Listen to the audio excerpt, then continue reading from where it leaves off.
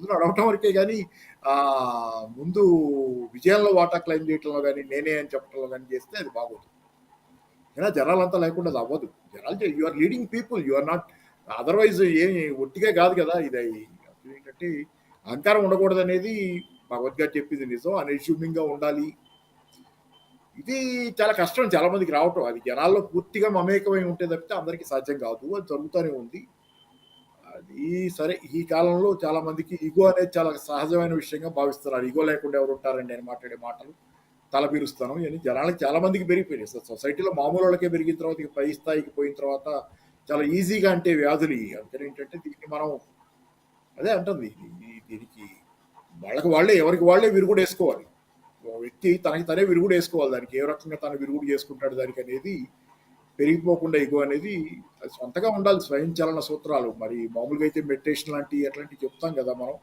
మోడీ గారు కూడా చెప్తారు, యోగా చెప్తారు. ఇవన్నీ కూడా ఓవరాల్ అయ్యి అంటే సరే అవి ఎట్లా పరిష్కారం చేస్తే ఈగో అంటే కాకపోవచ్చు, కానీ అంతిమంగా సమ్ ఫిలాసఫికల్ అవుట్లుక్ ఒకటి ఉన్నప్పుడు ఖచ్చితంగా జనాల్లో కలిసిపోతారు సార్. ఈగో తొందరగా టచ్ చేయదు, వచ్చినా మళ్ళీ మెల్ట్ అయిపోతుంటుంది. కాబట్టి ఏంటంటే ఆత్మజ్ఞానం అనేది ముఖ్యం. దీనిలో ముఖ్యంగా సింపుల్గా చెప్పేది ఏంటంటే ఎవరికి వాళ్ళకు ఉండాలి. ఎవరో చెప్తే ఈగో రాకుండా ఉండమని చెప్తే వచ్చేది కాదు. అది అక్కడ లోపిస్తే ఇది సమస్యలు బయట వాళ్ళు చెప్పాల్సి వస్తుంది. పర్టికులర్గా సేవకుడికి అహంకారం ఉండకూడదు, లేదు చేసిన పనిని పదే పదే చెప్పుకోకూడదు. అంటే ఇంకా పాపారావు గారు చెప్పిన స్టైల్లో లేదు, దాని నిర్వచనంగా మనం చూసినప్పుడు వ్యక్తి పూజ కరెక్ట్ కాదు. ఇది కాంగ్రెస్లో కూడా మనకి ఉన్న మాట వాస్తవమే. దాన్ని మీరు కూడా అప్లై చేసుకుంటారా? 100% మేము యాక్సెప్ట్ చేయము. ఎందుకంటే మీరు ఒకసారి గుర్తుపెట్టుకోవాలి, కాంగ్రెస్ పార్టీ పక్షాన ప్రధాని అభ్యర్థి రాహుల్ గాంధీ గారు కానీ కాంగ్రెస్ పార్టీ భావించింది. కానీ ఇండియా కూటమి ప్రధాని అభ్యర్థి ఎవరనేది ప్రచారం చేయలేదు. ఒకసారి మీరు ఆలోచన చేయాలి. దాంతోపాటుగా ఎన్డీఏ ఖచ్చితంగా మోడీ గ్యారంటీ, మోడీ ప్రధాని అభ్యర్థి అని చెప్పి స్వయంగా ప్రతి రాజకీయ పార్టీ, ఎన్డీఏ కూటమిలో ఉన్నటువంటి ప్రతి రాజకీయ పార్టీ, భారతీయ జనతా పార్టీ ప్రతి సమావేశంలో చెప్పినటువంటి మాటను ఒక్కసారి ఆలోచన చేయాలి.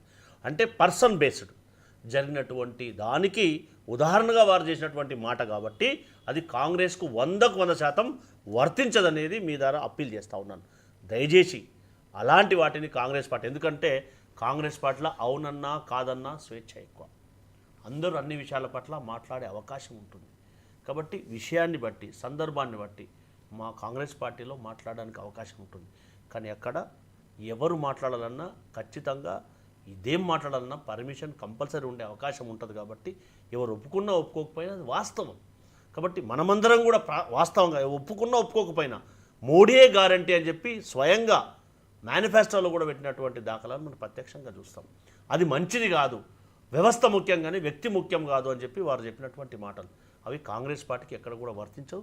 మా దగ్గర వ్యక్తి ముఖ్యం కాదు, వ్యవస్థ ముఖ్యం అని చెప్పి సోనియా గాంధీ గారు, ప్రియాంక గాంధీ గారు కానీ, రాహుల్ గాంధీ గారు కానీ, మిగతా నాయకులను, మల్లికార్జున ఖర్గే గారు అందరూ కూడా సమిష్టిగా తీసుకునే నిర్ణయానికి కట్టుబడి ఉంటాం తప్పితే ఒక్కరి పర్సన్ బేస్డ్గా నిర్ణయాలు అనేది జరిగాయి అనేది మనం అందరం కూడా ఆలోచన చేయాలి. దాంతోపాటుగా ఏవైతే పార్లమెంట్ ఎన్నికలు మొన్న జరిగినటువంటి వాటికి ఏవైతే ఇందాక పాపారావు సార్ చెప్పినట్టుగా, వీరు చెప్పినట్టుగా ఇందాక నార్త్ స్టేట్ డెవలప్ అయినాయని చెప్పారు. మరి వారు చెప్పినటువంటి గత 2 పర్యాయాలు 2 కోట్ల ఉద్యోగాలు ఏమైనాయి, 15 లక్షల అకౌంట్లు జీరో అకౌంట్లు ఎందుకు, అన్ని విషయాలు చర్చిస్తే ప్రజలు ఏ విధంగా మ్యాండేట్ చేయాలనేది డిసైడ్ చేసి ఇచ్చినటువంటి మాట. కాబట్టి అది కాదు, మార్పు కావాలి. మనమందరం ఇంకా కట్టడి చేయాలి, బలమైన ప్రతిపక్షాన్ని ఉంచాలన్న ఉద్దేశంతో మాకు అవకాశం ఇచ్చారు. కాబట్టి ఖచ్చితంగా మా లక్ష్యాన్ని, మా నిర్వహణను ఎక్కడ కూడా లోటు లేకుండా ఖచ్చితంగా భారతదేశంలో బలమైనటువంటి ప్రతిపక్షంగా మా విధి నిర్వహణను కొనసాగిస్తాం. దీపక్ గారు, ఆర్ఎస్ఎస్ మౌలిక సూత్రాన్ని మనం అబ్జర్వ్ చేసినప్పుడు అది వ్యక్తి పూజని నిరాకరిస్తుంది, సమూహ నిర్ణయాన్ని అది గౌరవిస్తుంది అని మనకి స్పష్టంగా అర్థం. ఇప్పుడు మోహన్ భగవత్ గారు చేసిన వ్యాఖ్య సేవకుడికి గర్వం ఉండకూడదు, లేదు పదే పదే తను చేసిన కార్యక్రమాన్ని పదే పదే చెప్పుకోకూడదు అనే వ్యాఖ్యలు డైరెక్ట్ అటాక్గా చూస్తారా మీరు? దీనికి చెప్పే ముందు మిత్రులు మాట్లాడిన దానిపైన కొద్దిగా మాట్లాడుతాను. కాంగ్రెస్ పార్టీలో వ్యక్తి పూజ జరగదు అని చెప్పేసి అంటున్నారు. That it self the answer. 2014లో కాంగ్రెస్ పార్టీ ప్రైమ్ మినిస్టర్ ఎవరు అంటే రాహుల్ గాంధీ అని చెప్పారు. 2019లో చెప్పారు. ఇప్పుడు చర్చ అంటే నేను కరెంట్ చెప్పేది ఏంటంటే, సిచ్యుయేషన్ నేను చెప్పేది ఏంటంటే, భారతదేశ కరెంట్ సిచ్యుయేషన్ మాట్లాడదాం, డెఫినెట్ మాట్లాడదాం.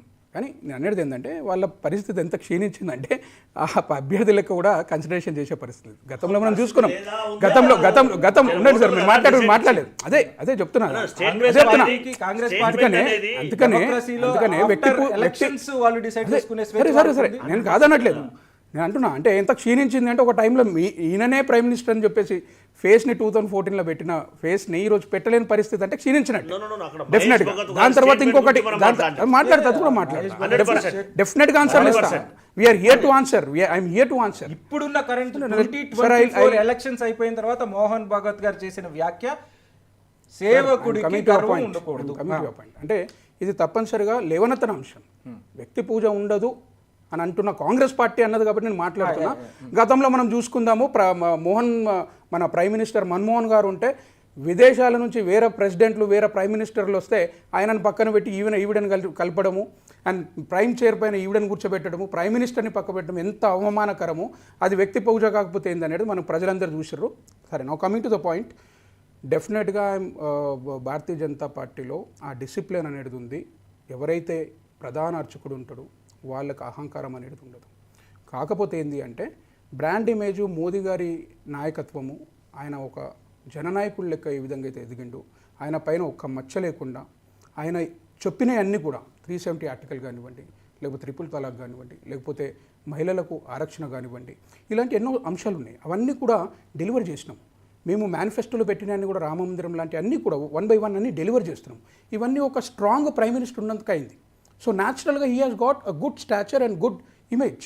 ఆ ఇమేజ్ని తప్పనిసరిగా మోదీ గారు అంటే మా ఫ్యామిలీ మెంబర్ అని చెప్పేసి, మా అన్న, మా తండ్రి, మా తాత అన్న విధంగా బ్రాండ్ ఉంది ఈరోజు హిందూ మన బ్రాండ్నే కదా ఆర్ఎస్ఎస్ వ్యతిరేకిస్తుంది. ఏం చెప్తున్నాను, అలాంటిది ఉన్నప్పుడు నేను అందుకనే చెప్పినాను, స్టార్టింగ్గా చెప్పినాను, ఒక పొలిటికల్ ఐడియాలజీ, ఒక ధార్మికమైన ఐడియాలజీ, వాళ్ళ ఇద్దరి కాన్సన్ట్రేషన్ నేషనలిస్టిక్ ఇంట్రెస్ట్. రెండింటిది కామన్ థింగ్ ఏంటంటే నేషనలిస్టిక్ ఇంట్రెస్ట్. కాకపోతే పొలిటికల్ ఐడియాలజీ దగ్గర వచ్చేసరికి ఎత్తులకు పై ఎత్తు మన మేబీ ఆర్ఎస్ఎస్కి వేసే అవసరం పడదు. ఎందుకంటే 4.5 years వాళ్ళు ధార్మికం పైన ఉంటారు. ఒక లాస్ట్ 2-3 months అంత పెద్ద సంస్థ, డెఫినెట్గా they support good party. So డెఫినెట్గా భారతీయ జనతా పార్టీ అలాంటి పార్టీ కాబట్టి సపోర్ట్ చేస్తుంది. సో ఆ డిఫరెన్స్ అక్కడ దేర్ కెన్ బి మీరు ఉండండి సార్.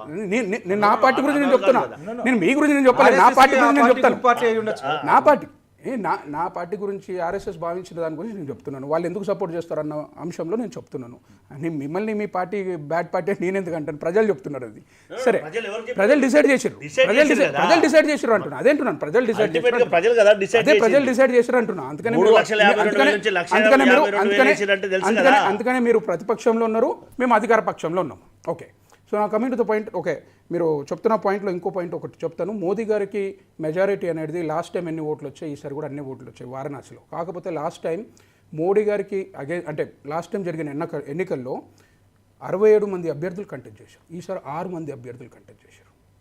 మోదీ గారిని ఒక్కరిని దించడానికి 6 మంది అభ్యర్థులే కంటెస్ట్ చేశారు. సో అక్కడ ఏమైపోయింది అంటే కన్సాలిడేట్ అయింది.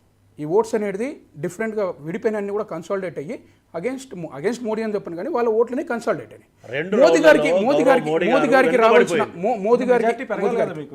నేను చెప్తున్నాను అట్లా కాదు, వీళ్ళ ఓట్లని కన్సాలిడేట్ అయినాయి.